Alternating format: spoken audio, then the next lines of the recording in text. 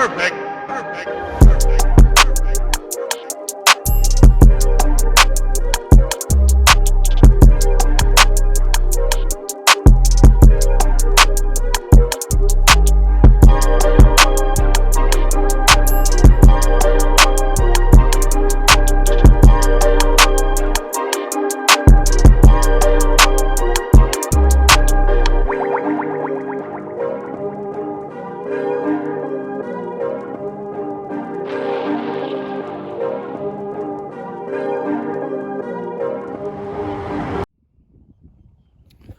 Hi, I'm Dave and this is Fore Golf.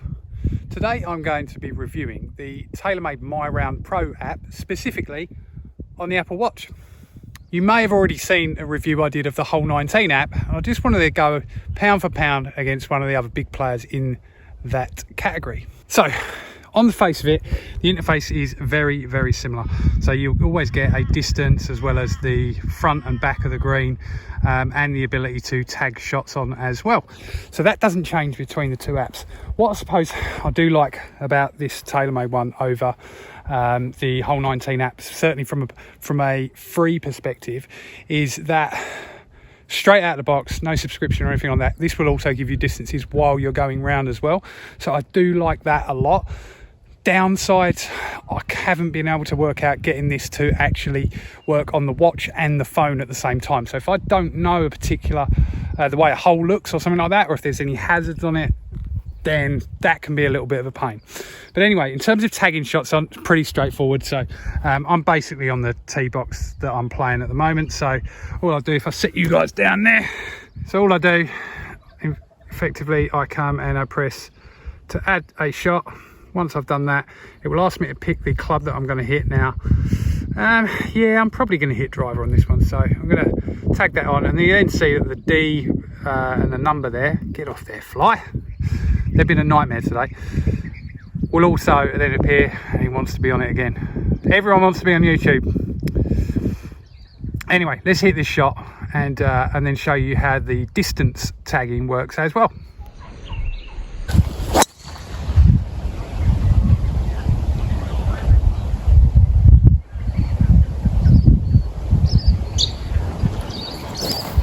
So what I'm going to do now, I'm going to walk down to it. I'm going to show you as we go down how it actually shows you how far you've hit it as well. Trust me, it's nothing like mind bending or anything like that. See you in a sec. Okay, so walking up towards the ball now, which is not in the best spot because I've just run out of fairway actually, but it's got nothing to do with the app. Actually get to the ball. There it is. No disputing that's mine because these have only just come out. Actually, if I stand on that ball, we will see the drive went 226. It wasn't my best effort, and I've got 122 up to that flag.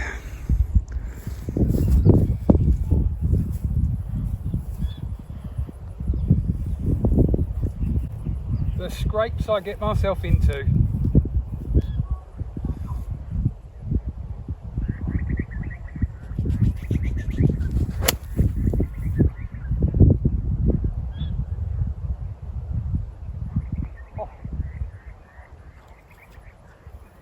Just off the right of the green. Zoom in for you. Just off the right. Don't know if you can see that. I was very happy with that. I should bring you lot out here more often.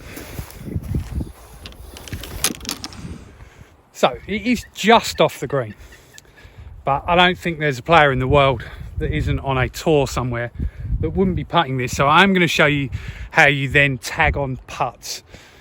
Again, it's nothing too complicated, and that's what I actually like about this app. So effectively, it's quite simple. We go add third shot, and because it knows I'm already on the green, it will just ask me to select how many putts. So I'm just going to go one for now because I am optimistic, and then I'll show you at the end how we make this more accurate for all of your stats.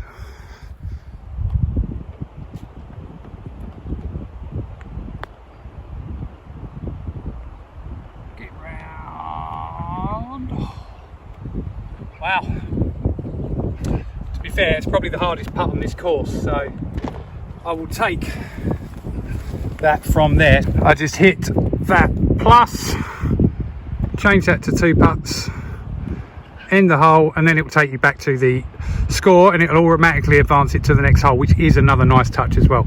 Also, while we're here, it does give you stats as you're going. So that was the 7th hole that I've just finished. I'm actually having a pretty good day today, and I'm +3. It's giving you longest drive distances, how many fairways you've hit, not that great, how many greens, and how many putts you've had so far. Also, you can go back to the other side and you actually launch the scorecard view, and if you do happen to miss a hole out, you could jump ahead to another one. So one of the other things I really like about this app, and look, Hole19 does it as well, but it perhaps doesn't do it in the free version as much as the myRoundPro does. It will work on, and what I'll probably do is jump back to when I'm finished and actually editing the round on the phone instead, just because I use the watch really to be unobtrusive while I'm on the course. I said the same in my review of the Hole19 stuff. I don't really want loads going on in my head. There's already plenty going on in there when I'm playing golf, so I just want to be able to just score, but then be able to use the information meaningfully once I'm finished. So I'll take you through how you actually go through, edit the round if you need to at the end. I mean, we'd all like to, but more importantly, how you move the pins and then make your putting stats a little bit more accurate, which is a little bit fiddly, but worth it. So let's see you for that. Got 2 more holes to play. Chuck a comment below.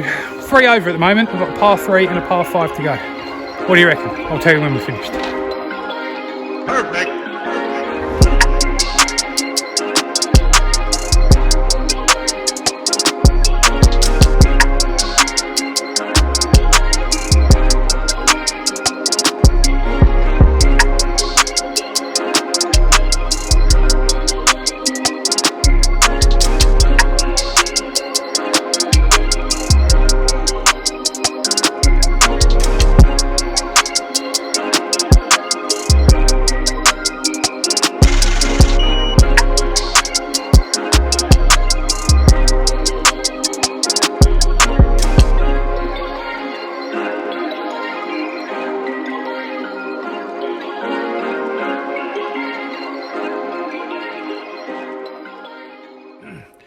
Okay guys, so as promised, we will edit the round afterwards. So we just come into the myRoundPro app, so click on that there. So we've got the last round that I played there, along with all of the others actually, so you can see exactly how bad I am. Basically, if we need to do any adjustments to the round at all, you just pull up that round, so the 39 there, that's what I'd scored. So again, we've got the statistics from that individual round just at the top there.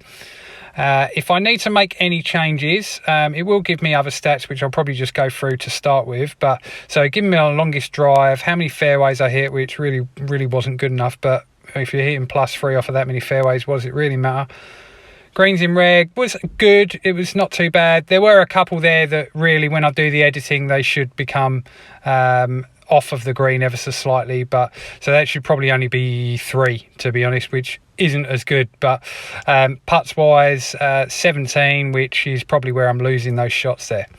Driving distances, it will give you for each individual hole, along with a colour coordinated, whether you're on the green or the fairway, and if you're in the rough, and then the actual distance for them. So 4th hole was a bit of a skyer, that one. So really take that one out, and the rest of them were my drives really. So as I said, if you do actually need to make any adjustments, you just hit review round. It will give you a bird's eye view of each hole. Now really all you're going to be going in and changing, unless you mistagged a shot anywhere, the only thing you're really going to be doing is zooming into the green. So if you press on that flag, which if I do that, it will actually give you the opportunity to move that. So if that flag was anywhere that you know for sure it wasn't there, so for example, let's say it was right at the front, I'd move it there because it would give me different statistics for the approach shot and or the putts.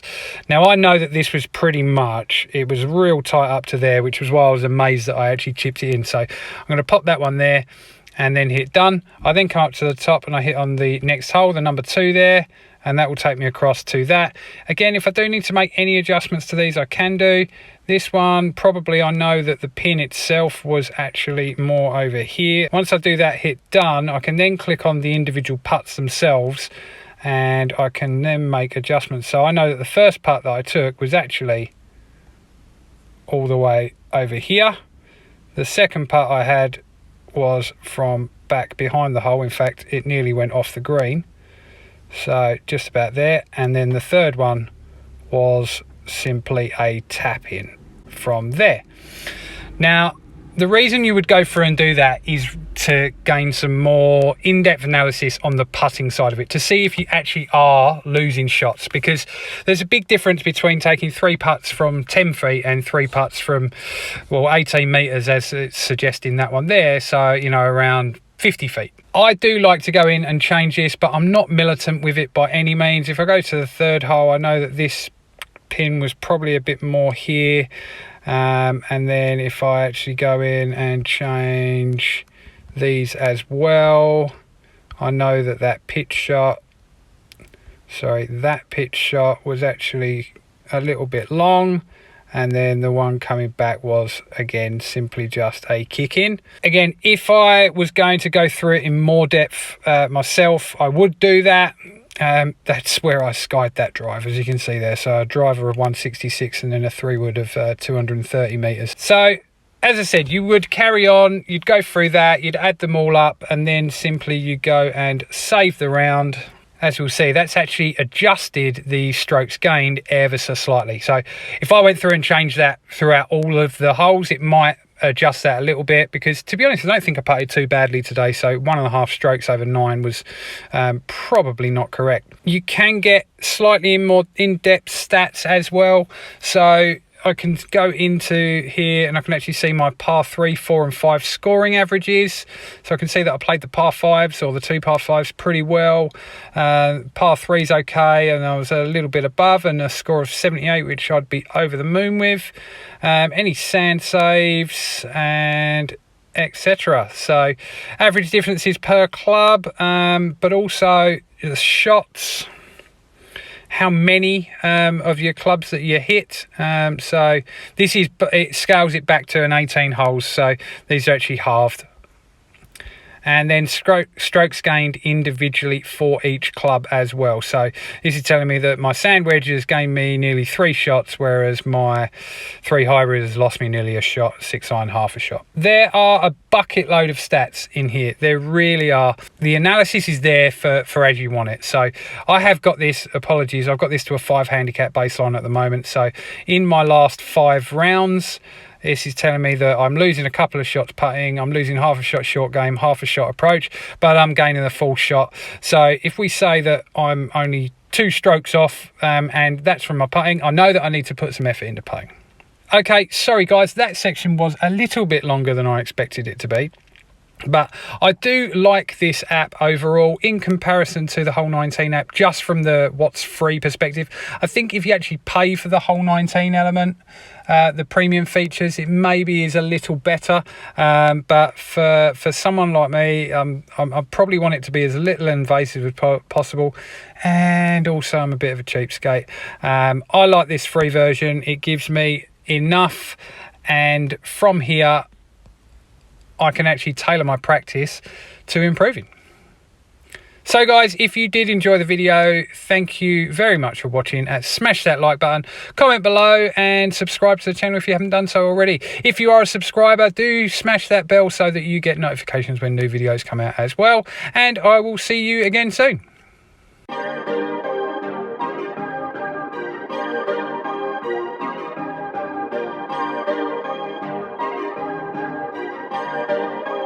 Perfect.